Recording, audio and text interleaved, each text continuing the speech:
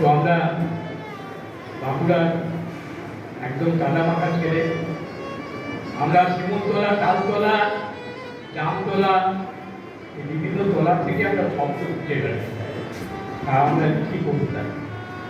তো আজকে আমি আপনাদের কাছে ছোট্ট একটা কবিতা পড়ে শোনাচ্ছি। আজকের বিষয়বস্তুটা সম্পূর্ণ আজকে, তাই লিখলাম আমি আসছি। আমার নাম অজিত কুমার দে, ছদ্মনাম মরুভূমি।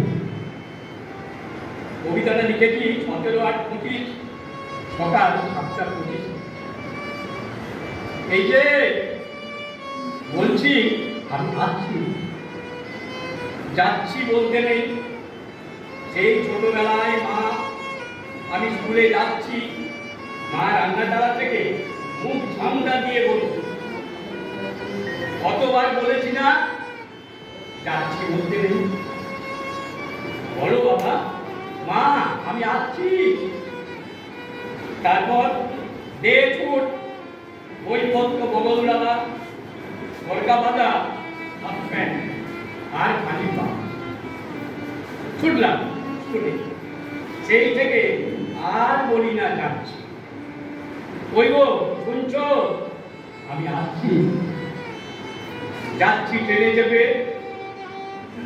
সঙ্গে যাচ্ছে প্রভাত, ওই যে ছেড়ে দিয়েছে, সঙ্গে যাচ্ছে প্রভাত।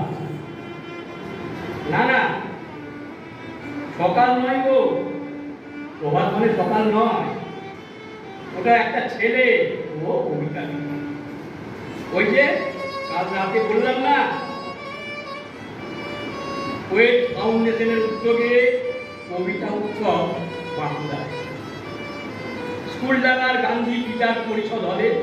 চিন্তা করো না, তুমি খেয়ে নি, আমার দুপুরের খাবার ওখানে এখন খেয়ে নিচ্ছি। তাহলে আর কোনো চিন্তা নেই, মানুষটা খেলো কি খেলো না।